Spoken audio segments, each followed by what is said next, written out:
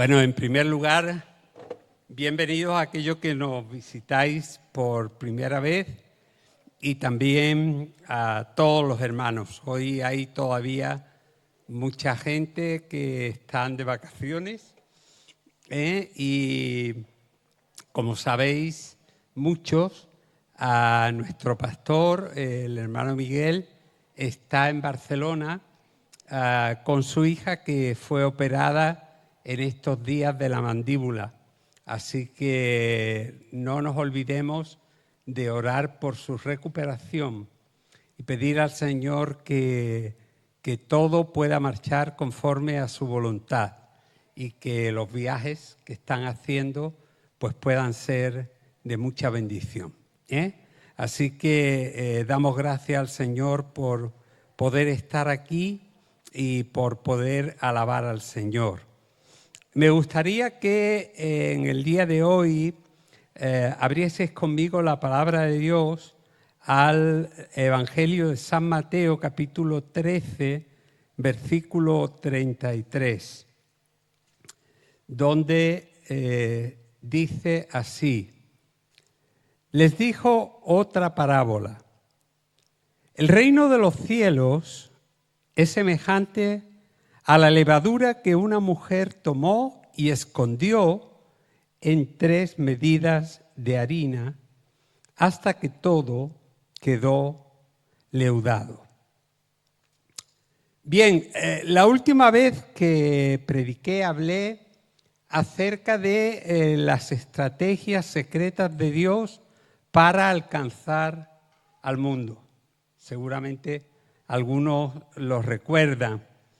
Y partiendo del texto que hemos leído, hablábamos acerca de esta parábola tan pequeña, pero tan hermosa, en la que se enseña el valor que tienen las cosas pequeñas. Esta es una parábola sobre el crecimiento, el milagro del crecimiento. Una pequeña cantidad de levadura cambia completamente una masa, y un montón de harina, que solamente era harina, se convierte en otra cosa. Eso es parte de la enseñanza de esta parábola. En esta parábola hay un trasfondo que excede con mucho a la simple lectura o el entendimiento de lo que Dios nos ha querido revelar. Porque si somos capaces de entender lo que Dios nos quiere enseñar a través de esta parábola, nuestras vidas pueden cambiar mucho, y la vida de la Iglesia también. Lo primero que me gustaría es que entendiésemos lo que es una estrategia preparada. Si nos fijamos en la parábola, dice que la mujer escondió la levadura dentro de la harina. Y aquí nos tenemos que plantear algo muy hermoso. Dios inspiró al escritor de este evangelio para decirnos lo que nos quiere decir. Utilizó una palabra, en griego es una palabra extraña, se llama egrupto, y es una palabra que significa esconder algo, pero con intención. Es decir, no es solamente como si dijésemos a la mujer que representa a Dios, se le cayese la levadura dentro de la harina. No, el texto dice claramente que la mujer la escondió, la metió dentro de la levadura, dentro de la harina, perdón, porque quería hacer algo completamente distinto.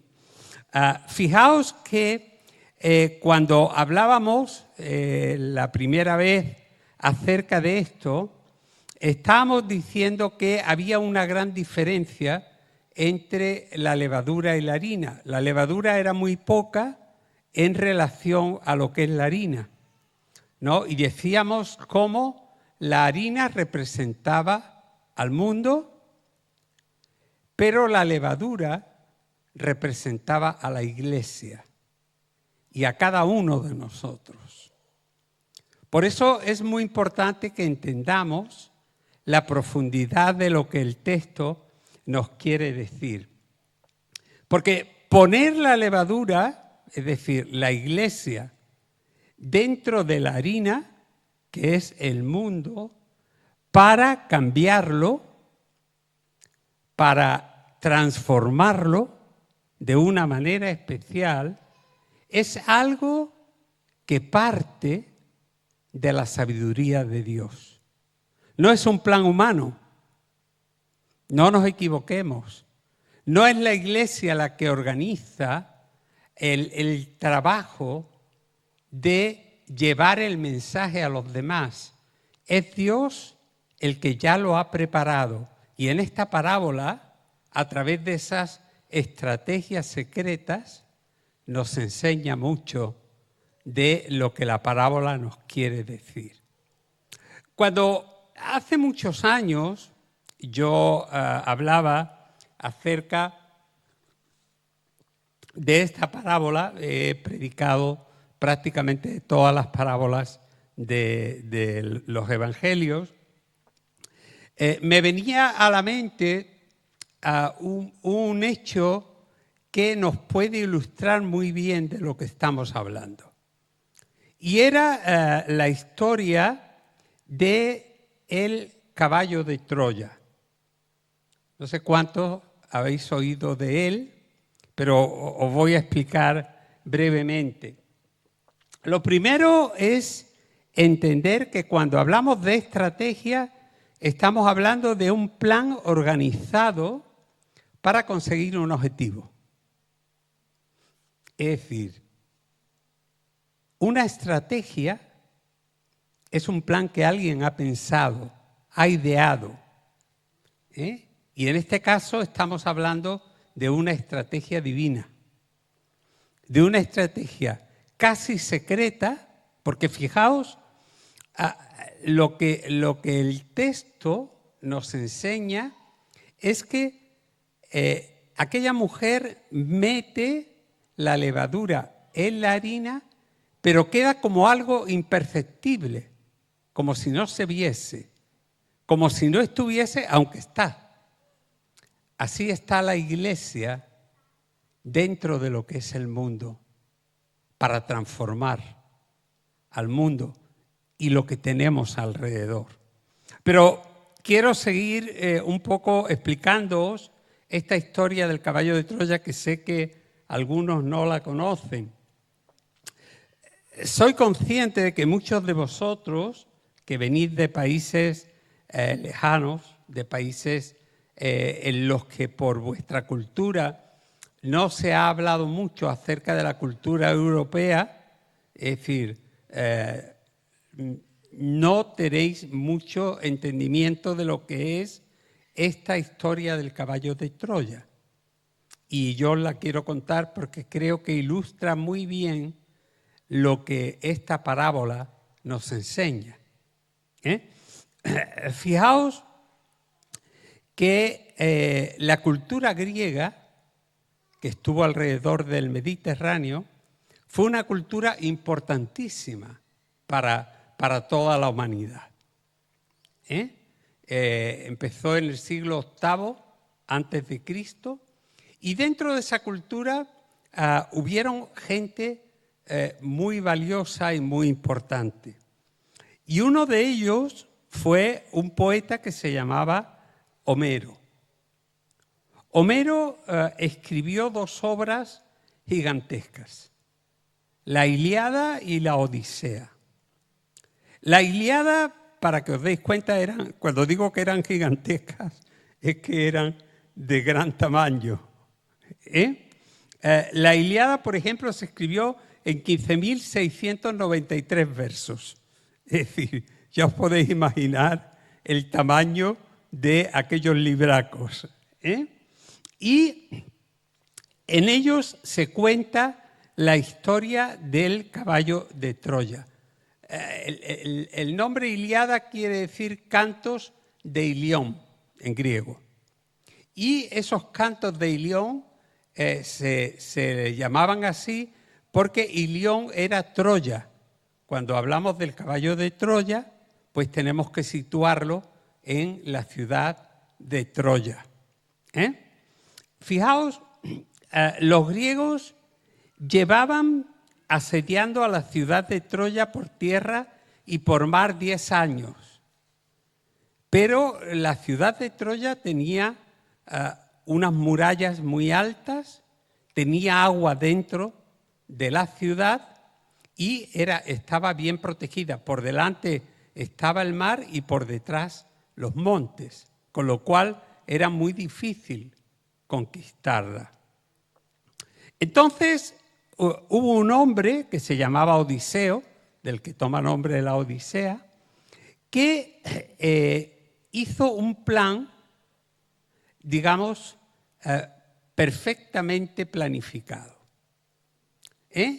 Y fijaos que a través de ellos conquistó la ciudad. Él sabía que los troyanos eran muy devotos del dios Poseidón, que era el dios de los mares, según la mitología griega, que siempre estaba representado por caballos y al que se le ofrecían caballos como sacrificio. Así que construyeron muy lejos un gigantesco caballo de madera hueco y lo transportaron hasta dejarlo frente a la ciudad. Los guerreros griegos se escondieron dentro del caballo y en la playa, haciendo huecos verticales en la arena. Y la flota griega, que era enorme, se marchó durante la noche, dejando la playa completamente desierta. Cuando amaneció, los troyanos vieron que toda la flota griega se había ido y que la playa estaba desierta con apenas la figura de aquel gigantesco caballo de madera que estaba allí. Y un espía de los griegos que se llamaba Sinón y que estaba infiltrado entre los troyanos, les convenció de que aquel caballo de madera dejado en la playa era un regalo del dios Poseidón por haber resistido el asedio de los griegos. Así que los troyanos lo metieron dentro de la ciudad, hicieron una gran fiesta por la victoria sobre los griegos, emborrachándose y finalmente quedándose dormidos. Al llegar la noche, Sinón, el espía, abrió las puertas del caballo, las trampillas, y empezaron a descender los soldados griegos que tomaron la ciudad por sorpresa y la conquistaron.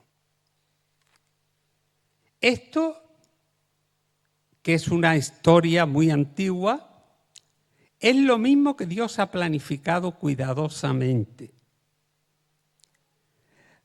Ha metido en Troya, que es el mundo y que también es la harina de la parábola, un caballo cargado de guerreros conquistadores, que es la Iglesia, para que, sin que los habitantes del mundo se den cuenta, esos agentes secretos lleguen a conquistar la ciudad. Hermanos, estamos hablando de cosas mayores. Estamos hablando de cosas importantes, de una estrategia divina, pero que permanece casi oculta. Al igual que en la masa de un pan, la levadura casi no se ve, pero está. Nosotros casi no nos vemos. La Iglesia de Dios es pequeña en relación a lo grande qué es el mundo, pero estamos.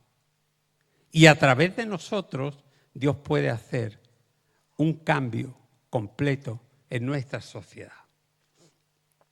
Me gustaría hablar porque la sensación que yo tengo al profundizar en esta parábola es que Dios a lo largo de la historia se ha valido de gente que aparentemente estaba sola, de gente que aparentemente no valía mucho, pero para hacer algo muy grande. En la primera enseñanza en la que estuvimos hablando, yo hablaba de que la levadura es un agente de cambio, es un elemento transformador. Y quisiera que viésemos algunos ejemplos de cómo Dios utilizó a personas casi sin darse cuenta para hacer algo importantísimo para el reino de Dios. He titulado esta parte, primero, un hermano despreciado. Y siempre he pensado en cómo debió sentirse José. Despreciado y envidiado por sus hermanos. Y finalmente vendido para ser esclavo de alguien desconocido en Egipto. Lejos de su tierra, lejos de sus padres y lejos de los suyos, como muchos de vosotros, como muchísimos de los hermanos de esta iglesia. En Egipto, fijaos, lo único que José tenía era a Dios. No había nadie más que fuera un referente para él, que le ayudase. Solamente tenía a Dios. Y yo he escrito aquí que seguramente le preguntó a Dios muchas veces, ¿por qué? ¿Por qué estoy aquí? ¿No? Yo me planteaba cuando estaba preparando esto, ¿te has planteado seriamente por qué Dios te tiene aquí?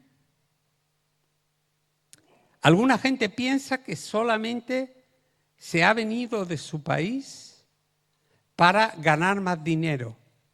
Eso es un engaño. No es verdad. Dios puede tener un plan mucho más hermoso, más grande y más poderoso que el simple hecho de mejorar la vida. Claro que uno busca mejorar su vida y la de su familia, pero no te equivoques. Esa no es la única forma de ver la vida. Hay otra forma que es ver la vida con los ojos de Dios. Y Dios tenía un plan con José. Fijaos cómo nos cuenta la historia, porque bueno, rápidamente nos ponemos en situación, ¿no? José fue vendido como esclavo, fue acogido o tenido en la casa de Potifar y aunque fue un buen siervo siempre, la mujer de Potifar se encaprichó de él y quiso corromper al muchacho.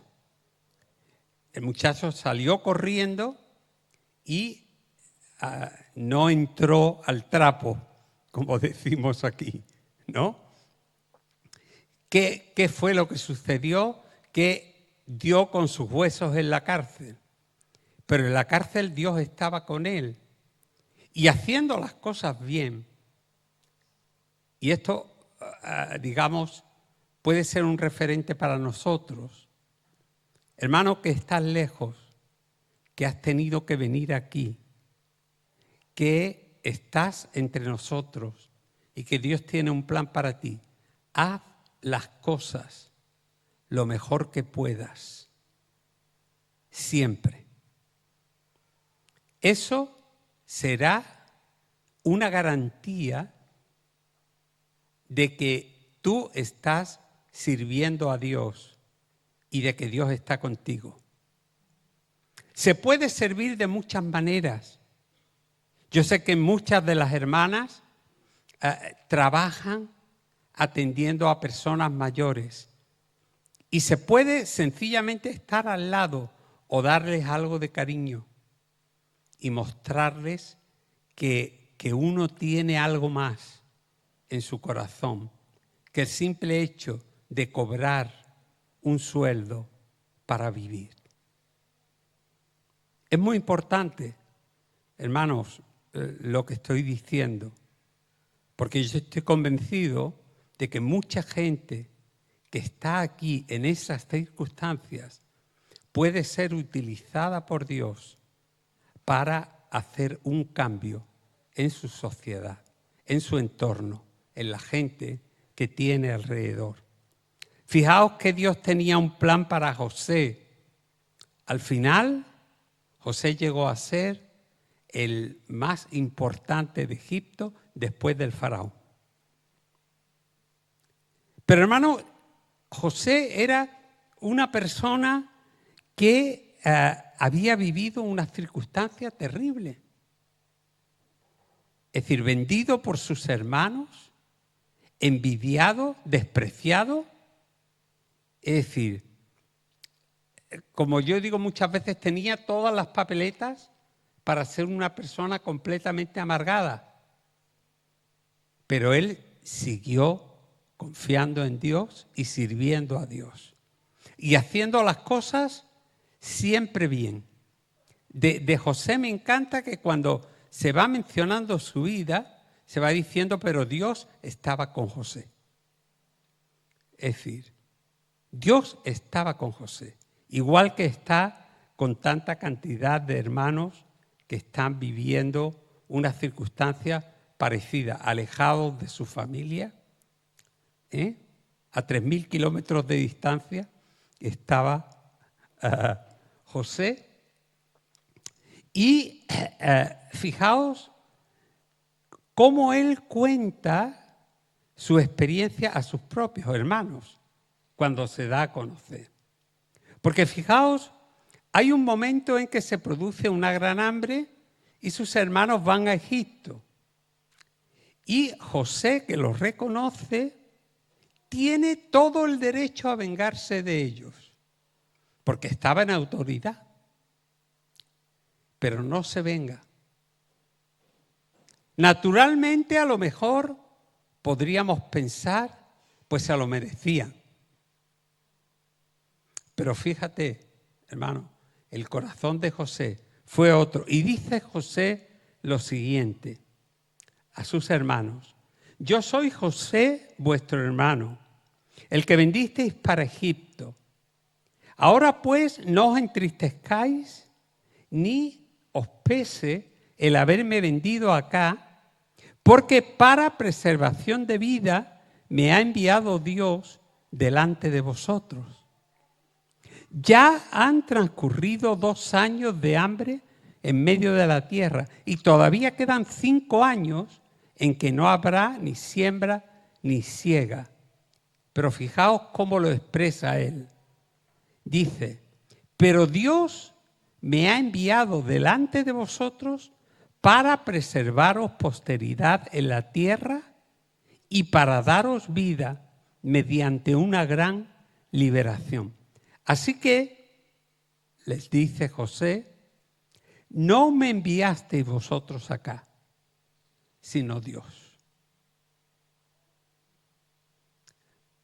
Hermano, a veces creemos que es decir que nosotros hemos decidido las cosas y no nos damos cuenta que Dios ha estado trabajando por detrás de una manera que nosotros no entendíamos.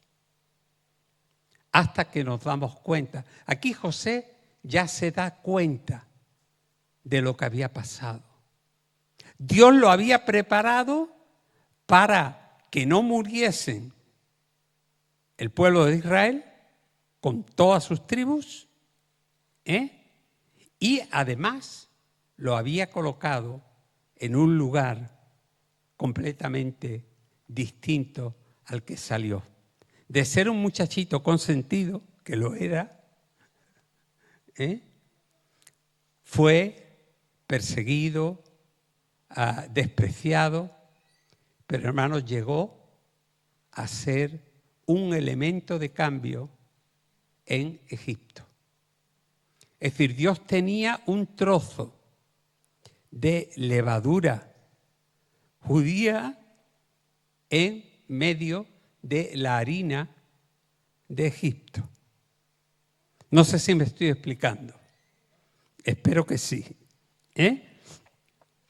Me he preguntado también acerca de aquella jovencita raptada que se menciona en el libro de Segunda de Reyes, capítulo 5, versículo 1 al 16. Se nos cuenta la historia de Naamán. Naamán era un general sirio muy poderoso, pero tenía un grave problema, es que había contraído la lepra. En aquella época no había remedio para la lepra. El hombre, además el texto lo deja muy claro, dice, Naamán era un hombre poderoso y tal, pero era leproso. Y fijaos, hermanos, que allí había una muchacha que la habían raptado, es decir, la habían arrebatado de su casa, se la habían llevado como esclava, y estaba de sirvienta. Fijaos, las circunstancias eran terribles. Pero Dios tenía un plan con ella. Y esa muchacha que estaba allí le dice a su amo y a la mujer de su amo, mira, hay un profeta en Israel que puede curar a mi señor de su lepra. Y así sucede. Yo me he preguntado, hermanos, la diferencia entre ser ese agente de cambio de Dios o ser una persona viviendo solamente en el campo natural. Es decir, en Israel, aquella muchacha sería una judía más. Se relacionaría con judíos, a lo que su presencia no les afectaría para nada. A fin de cuentas, era levadura relacionándose con levadura. Se casaría con un judío y tendría hijos judíos que se llevarían mejor o peor con su entorno. Pero en Israel ella no era el agente secreto de Dios. En Siria, donde fue llevada, sí. Allí sí tenía un cometido. Y Dios la usó para sanar a aquel hombre, porque estaba en el lugar concreto, en el momento concreto. Y nosotros tenemos que aprender, hermanos, que aquí no estamos solamente para pasar el tiempo o vivir la vida, sino para cumplir un plan de Dios, un propósito de Dios. Y es llevar a otros el conocimiento de lo que nosotros hemos recibido.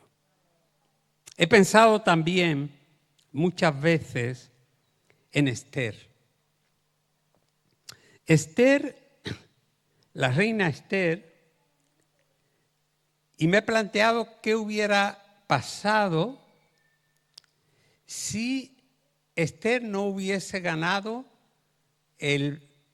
uno de los primeros concursos de belleza de los que se habla en la historia. Os cuento brevemente la historia. Los judíos eran esclavos de los persas.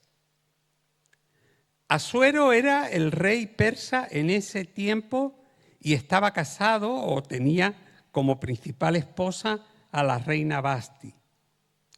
El rey dio una fiesta para una cantidad de embajadores que venían y Vasti no quiso ir, lo que supuso un gran agravio para el rey. El rey destituyó a Vasti e hizo un concurso de belleza para elegir a otra reina.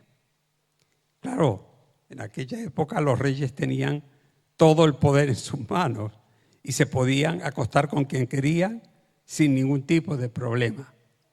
Había allí un judío llamado Mardoqueo que tenía una prima muy guapa y la animó a presentarse al concurso que finalmente ganó. Fue la Miss persa de aquella época. Un general del rey quiso destruir a todos los judíos, pero allí estaba Esther para interceder por su pueblo.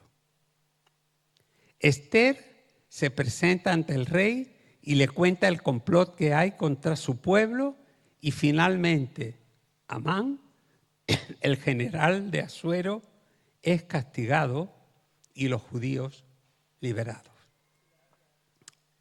Probablemente Esther en Israel solamente hubiese sido una muchacha guapa, devota de Dios, que se habría casado con otro judío devoto de Dios y que probablemente habrían formado un hogar de creyentes judíos devotos de Dios.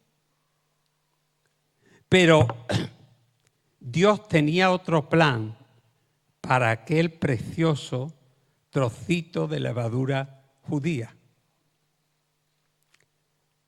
¿Sabéis cuál era?